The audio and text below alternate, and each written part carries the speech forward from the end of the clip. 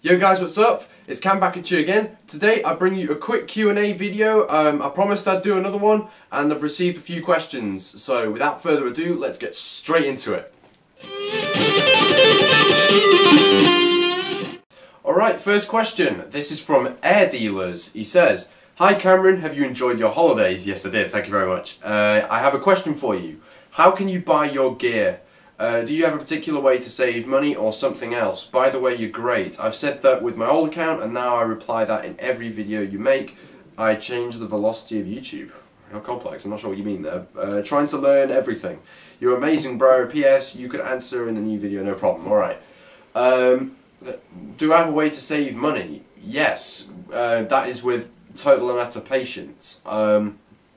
If you're really patient, something you'll find will come across or even come out. Like me, I never ever buy brand new really, ever, unless it's an absolute must have. Like for example the Superstock guitars, they were bought brand new because I knew they were going to be limited, and also the flake finish is something I've always wanted. Even now that they came out, I had to buy it brand new, there was just no exception. But otherwise, everything else I've owned, apart from maybe amps and stuff, is all second hand. Charvel here, ow, sharp point on the headstock. Charvel is second hand. Big Apple Stratocaster second hand. This was bought brand new because I knew they were going to stop making them. That was bought second hand for an absolutely wicked deal. That was bought second hand. That was bought second hand. The Edwards Les Paul was bought second hand. And literally, I saved a shit ton of money. Literally, and also as well, it's been a gradual build-up over time. Like, I've had the Big Apple Strat since I was probably about 14, and I'm 18 now. So it's just the way it's gone through. I've been saving up, whether it be Christmases, birthdays, and all of that. And also I have very generous parents, but I'm not going to go talk about that at the moment.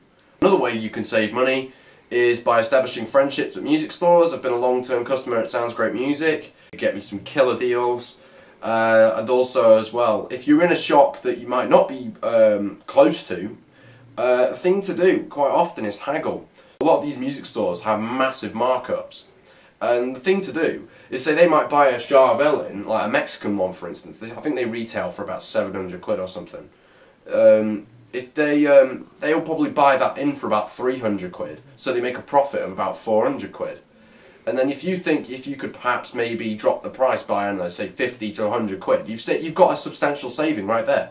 That's basically my tip for you on saving money and how I've done it for years.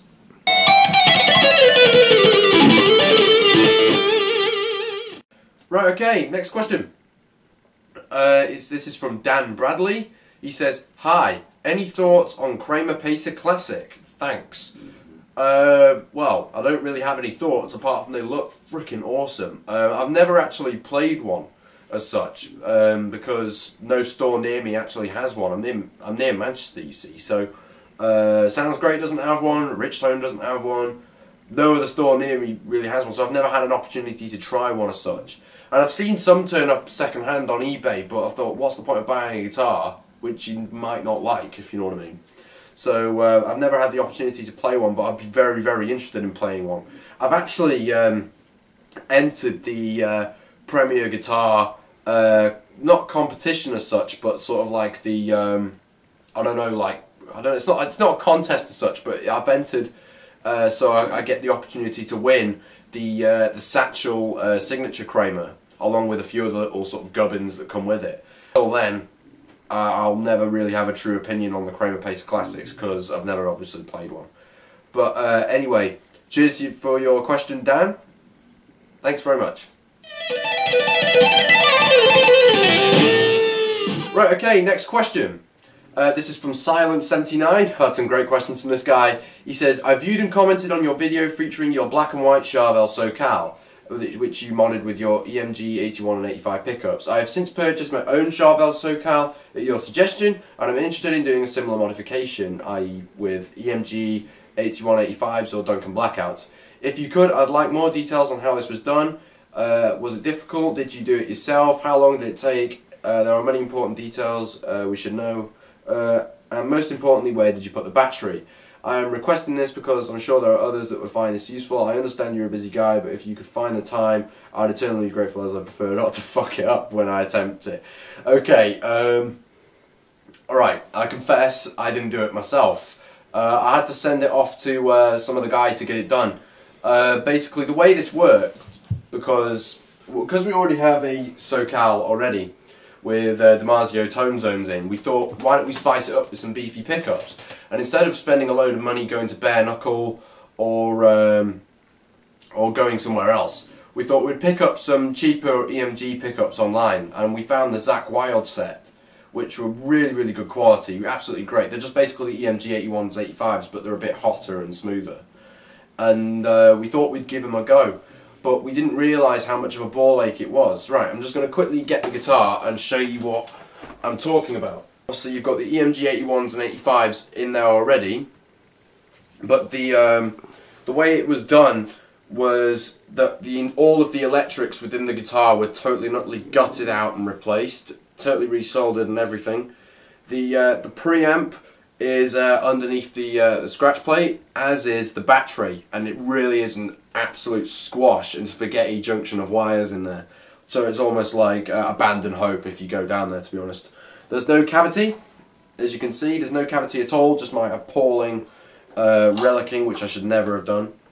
And also as well, I had to fully enough change the pickup switch, and also the volume knob changes as well. Basically, you've got to totally and utterly revamp and take away all of the original electrics if you're going to even consider modifying your Charvel with EMG or active pickups overall. You could carve out a slot at the back, but I'd be too scared to even go anywhere near that, simply because it's the idea of cutting up a guitar basically and cutting stuff out. It just freaked me out so much.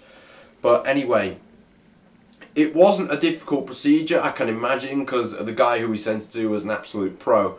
But it wasn't too much of a faff when it came back, apart from maybe the volume knob got a bit loose from time to time. But otherwise, that's the way it goes. I didn't do it myself. I sent it off to be done. It wasn't a very expensive procedure. It was just the guitar was away for a while, because one would assume they were trying to get the wires back under the scratch plate. But anyway, cheers for your question, Mark. That was a really good question. See you later.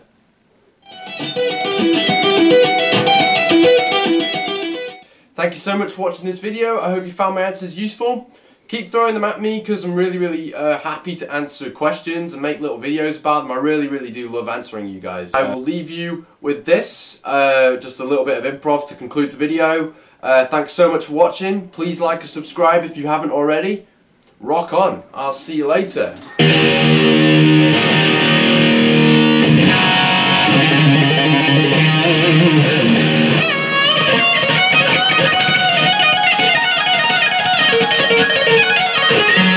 Yeah.